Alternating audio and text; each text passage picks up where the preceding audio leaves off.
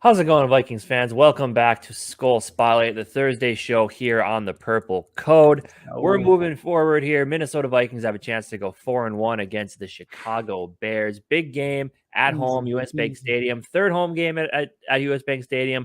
Third divisional game. And like I said, it's a big one. This is a game we really do have to beat against an inferior opponent.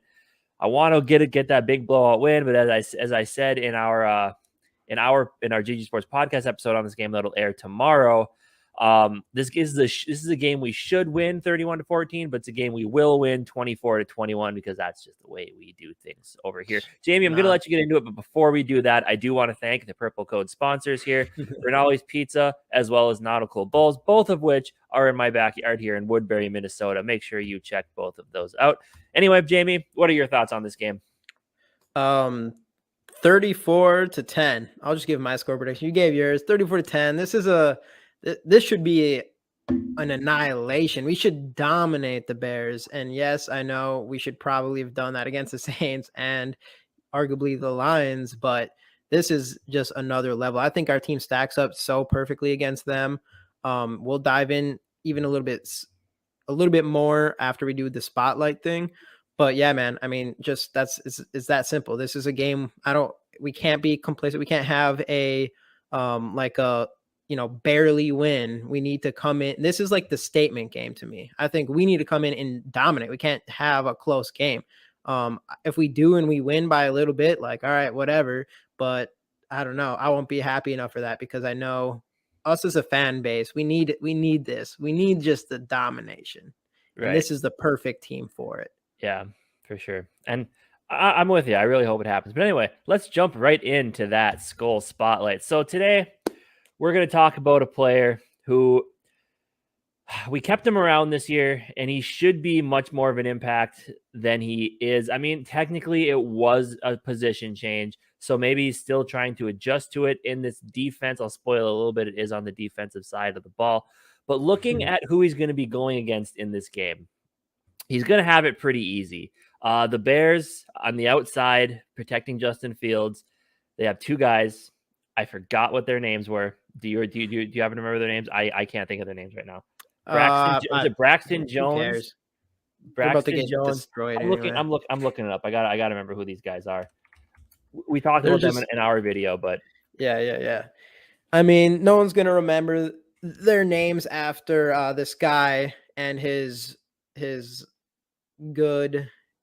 what would you guys tag team partner are going to do to them. And no, they're not even going to want their names to be known unless they are known because they did get destroyed that bad. It is true. That could be the case too. So maybe we should find their names. So when they do get destroyed, people know who they were. Yeah. I know Larry Barome and Braxton Jones. That was their names. Okay. Larry Barome had a pass blocking grade of like 70.8. And Braxton Jones had a pass blocking grade of 60.1 or something like that. So not very good. So our pass rush should be able to feast in this game. And Justin Fields has been sacked 16 times. I think didn't the Bears start the season out? I was looking up their linemen. Didn't they start the season out with Riley Reef as who was supposedly supposed to be their left tackle? Then he got hurt or something. He was on there. Yeah, I'm not really sure what happened to him. That's what I thought. And then Tevin Jenkins, who they picked up, the old first-round pick from the Raiders that didn't really work out. So Our pass rush should be able to feast. And, of course, the guy whose name could be on a milk carton is our SKOL Spotlight. You probably already know who it is. Number 99, Danielle Hunter. So Danielle Hunter is one of those guys that it's baffling to me that he hasn't been more of an impact. And I know, obviously, you talk about it constantly on our podcast, and rightfully so, that we just don't get after the quarterback enough, pass rush wise. And I know you said we blitz more. Yeah, but Danielle Hunter is one of those guys. I thought he'd have at least 4 sacks by now, and it's just not happening. And it could, like I said, it could be the position change. I don't know what it is, but he needs to get it figured out. Yeah, I just think, I mean, we just need to bring up the blitz. I mean, even for him, you know, if we have other players blitzing the quarterback, that gives him more of an opportunity to beat his guy, and he's not going to get double teamed by, you know, a guard and a tackle or whatever that I'm assuming that they would do against a guy like Danielle Hunter, and they definitely have been doing that, and Zadarius Smith. But once you got more people blitzing, they have to watch more than just Danielle Hunter, and I do think that can be an issue because Danielle Hunter isn't expected just to beat double teams all the time. So yeah, I think that's what we need to do in this game in general, though. Like, I'm going to go into some PFF grades, for instance. The Bears have a 53.8 pass blocking grade and 43.5 pass in general, which is Justin Fields. These guys should be able to absolutely feast on these guys, like, big time. It shouldn't be a big issue at all. Like, and because we know Justin Fields it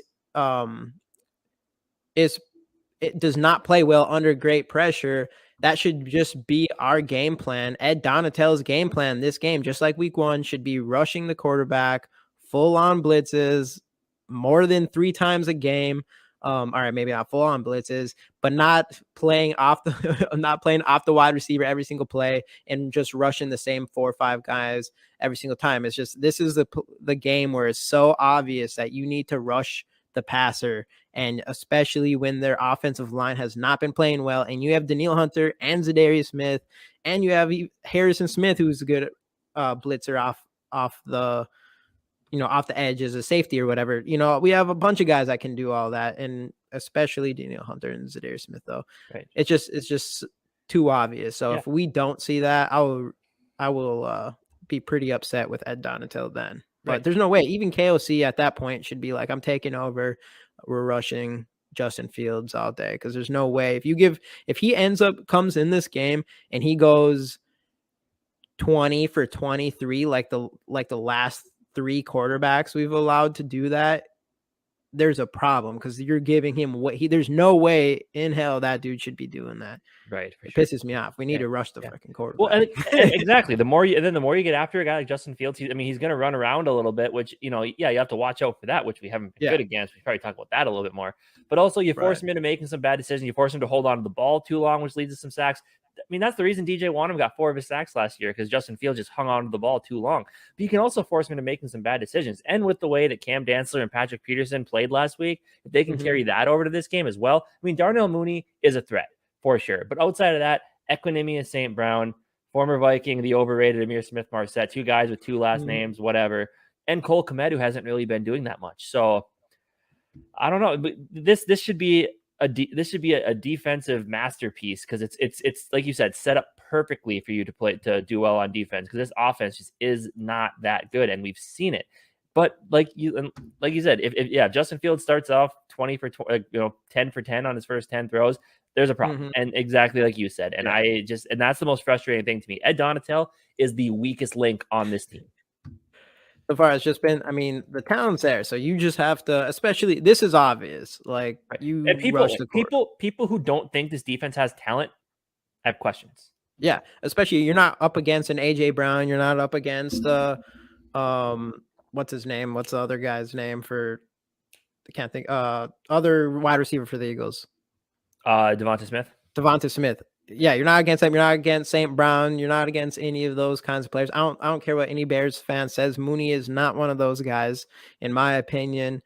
So I don't think you're worried about Justin Fields beating you with your arm. I mean, yeah, maybe Mooney could be that guy, but either Mooney isn't or Justin Fields definitely isn't. And Justin Fields is definitely, Jalen Hurts. So I don't think you're worried about him.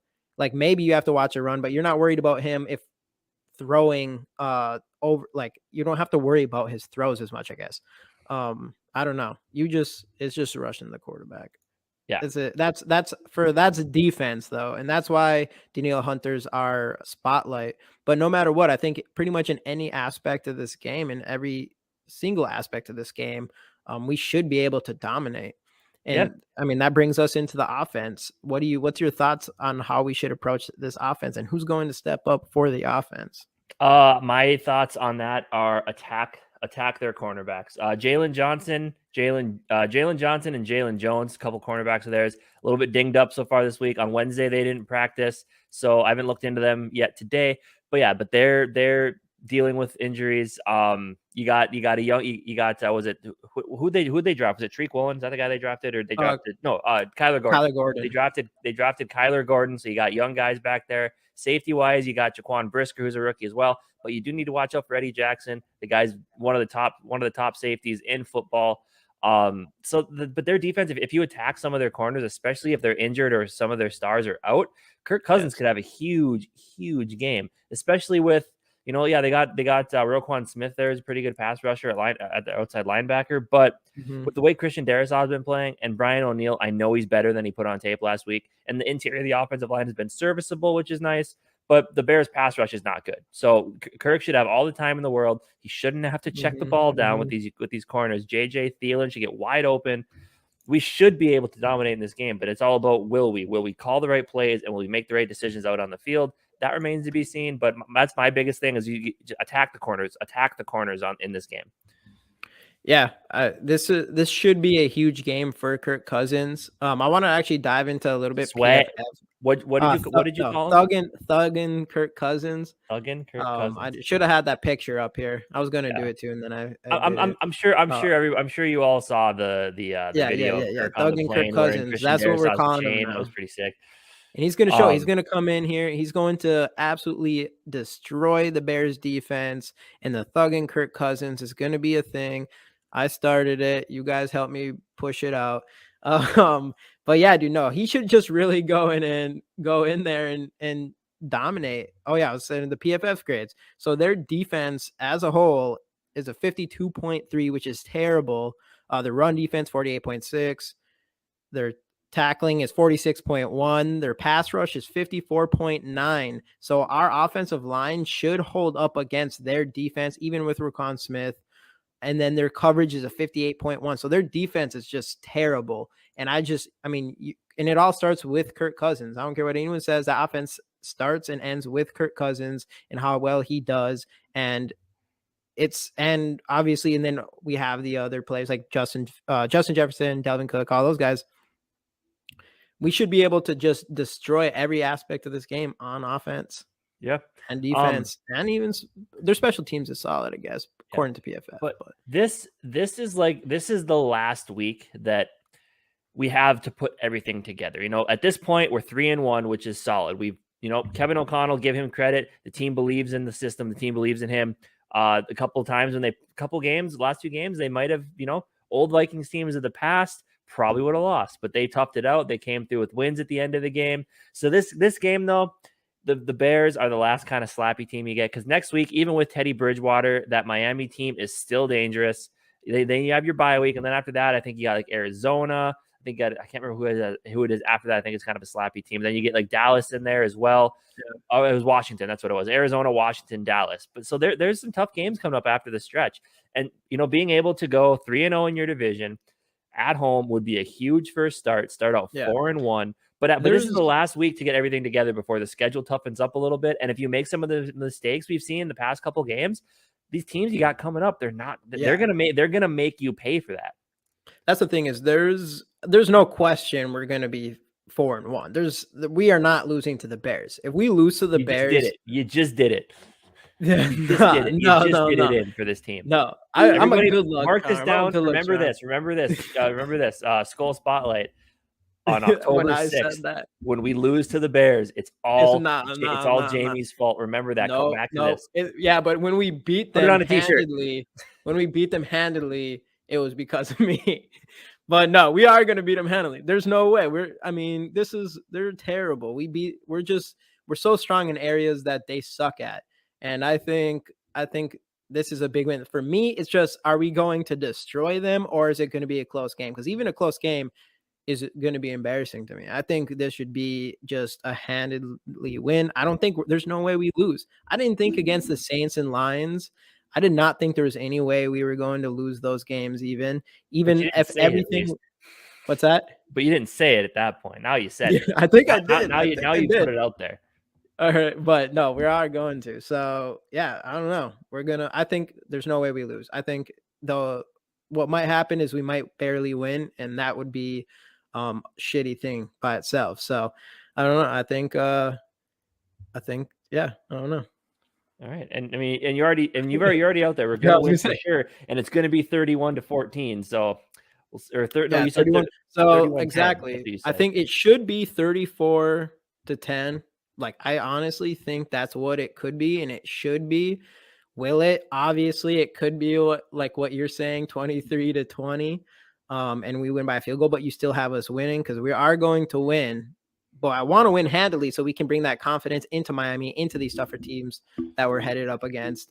But yeah, I think 30, that's what it should be, 34. That's all I want to say that as well is that's another thing too, is I hope that we start off like 24-3, something just big. I hope in the first half, 24-3, we come out. KOC is like, let's keep running up that score. Let's get up to 34. Let's get in the 30s. Shit, even 40s. I don't even care. I want to see him come out and just run up that score. I want this to be a huge game from us, really high scoring, and I don't want him to pull off the gas like Mike Zimmer did at halftime every single game we were up last year like that.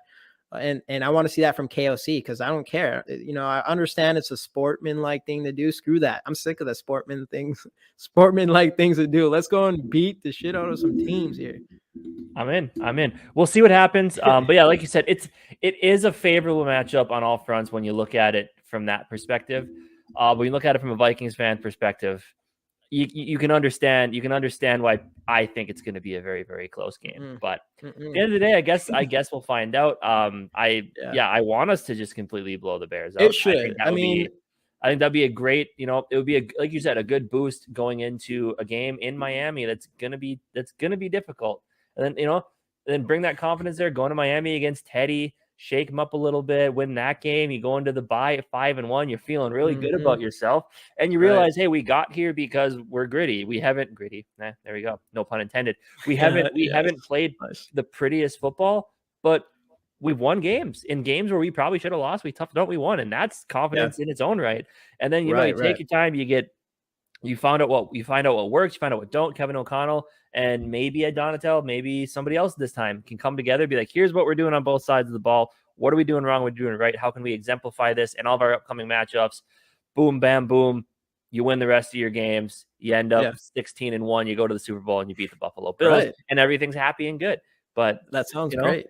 It sounds great. I like that. On paper, that so let's just go do it. No, but you're right.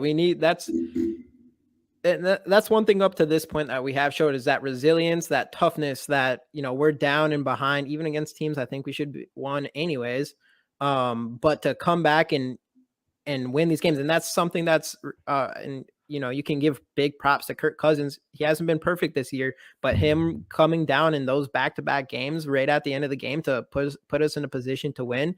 The only thing I want to see from him, though, is especially against a team like Chicago coming up, is I don't want to see the end of the game. Like, I don't want it to have to get to the end of the game. Let's get some in the middle of the game stuff going where we're up by a couple touchdowns, so it doesn't have to come up to the end of the game, because it takes to the end of the game where Kirk Cousins ends up throwing a 40-yard pass to Justin Jefferson. That should be happening earlier in the game, so it never even has to get to this point.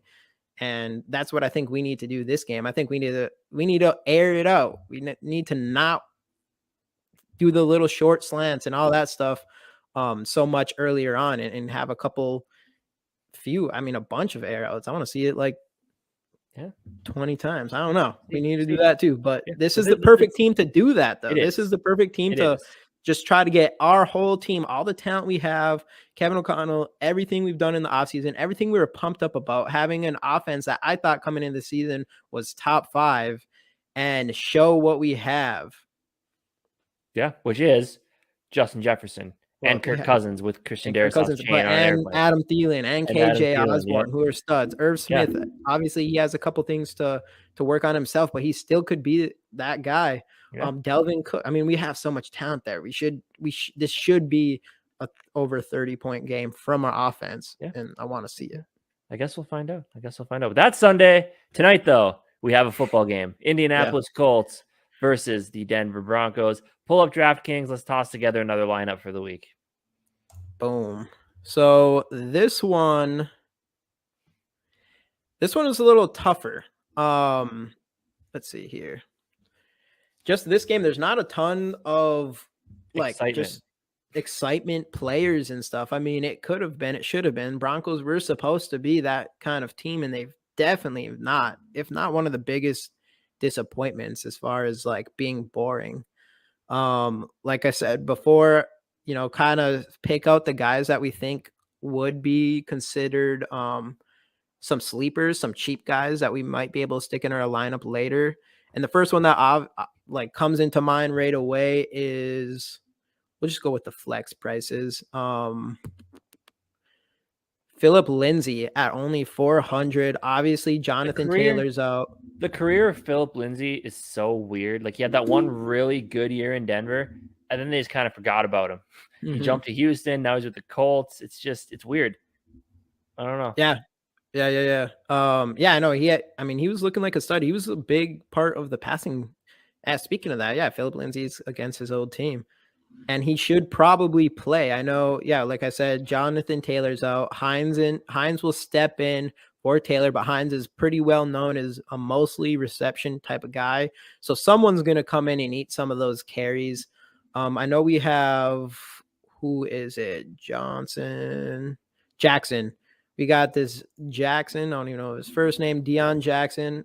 He could be the guy that comes in and takes some of those, but most people think they're going to promote Lindsay from the practice squad, and he will probably take a majority of those extra carries at 400. I'm going to take the risk. Obviously, I'll probably change that out if he doesn't get promoted, but that seems like a really good cheap deal and probably one of the better you'll see. And then I know we have another guy that's cheap is Hinton, who also really cheap, $1,000, and he's gotten target 5 times this year. 39ers, 27, 20 reception every single game so far. Other than the first one. So that's a pretty good option for a good price. And then you have Saubert right above him. Reception every game so far. Decent amount of targets. I mean, you got some good sleepers in this. So I do think we should go around some sleepers. I don't know if we want to try to put them in like a captain or anything. This game, I don't know if this I don't trust them enough to have them go in the captain spot. Like, obviously, if they do something and you put them in there, you're looking good. But yeah. I don't. If I'm going with anybody in that captain spot, I'm taking the guy that screwed my fantasy week last week. That's Russell Wilson, because it looks like he might have finally started to get things together. So you might as well have him go, and then we'll put him in. He won't do anything because that's just the way the world works sometimes. But hey, what do you do? He's like the guy that in the league, by the way. I scored. I think I scored like the 3rd most points this week for the first time. I got over 100 points in my fantasy league, and I lost because one of my best friends ended up having the most points in the league. So that's fun. Anyway, this isn't about me. This is about us and winning fantasy and winning some draft games. I'm 4-0, and this is about me. If anyone in my fantasy league is watching right now, 4-0. All right, who else? Anyways, enough about us. So you want to put Russell Wilson in the captain spot here. Other than that, because that's the thing, this game, I don't know if it's going to be high scoring or if there's going to be barely any scoring. I know like Denver hasn't been doing tons of scoring. The Colts have done a lot of being scored on, but not tons of scoring. Other than it was a pretty solid against Kansas City, but you have no choice because Mahomes is going to score points. Sure. So I don't really know, but I think we'll just roll with the whole idea that it's going to be some decent scoring. So Russell Wilson, I am going to come back down here, and I think we really should put Lindsay in, at least for now. He could come in and just, for that price, man, even if he doesn't do anything, you'd still probably be all right.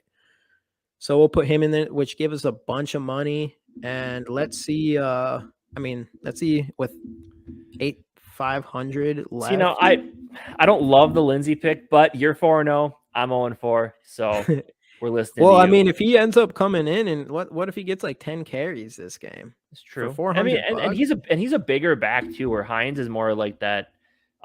He's not I remember when he played for Denver, he was kind of a bruiser, so he might end up getting those goal line carries if it gets to that. Compared to Hines, definitely. I guess there's no question he's going to get some carries. Some touches at 400 for any points out of 400 could be huge. But the only thing you'd have to worry about is if they decided to use that Deion Jackson a little bit more than Philip Lindsay. But for 400, it'll be good for now. I mean, we'll see if he actually even plays. We might have to switch some stuff up later on or whatever. For now. But for now, I mean, you got all this extra cash flow. You picked Russell Wilson. We should probably pick one of his wide receivers. The other guy that screwed me last week.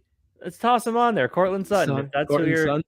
Yeah. Yeah, I mean, he's the guy who gets a lot of targets. He's like automatic at least 5 targets, at least 7 targets according to that. And Jerry Jeudy, 5, 6, 3. I mean, solid, but not nearly as much. Sutton's definitely the guy. Only costs a little bit more, but we'll see what we can do. We have some money. And then, I mean, Michael Pittman is the guy. He hasn't been doing a ton, but he did come after injuries. He still gets all the targets though, man. Right. But I don't know if we'll be able to afford all that. But should I put him in there? Or what do you think? Go. He's solid when he's on, when Matt Ryan's on, I guess. Right. Speaking of Matt Ryan, I mean, we could just fill it up with the top 4 players offensively, even though Matt Ryan's been pretty trash so far, I think, right? I mean, he's been getting a couple touchdowns. Click on the game logs one, the next one. There you go. Not on that one.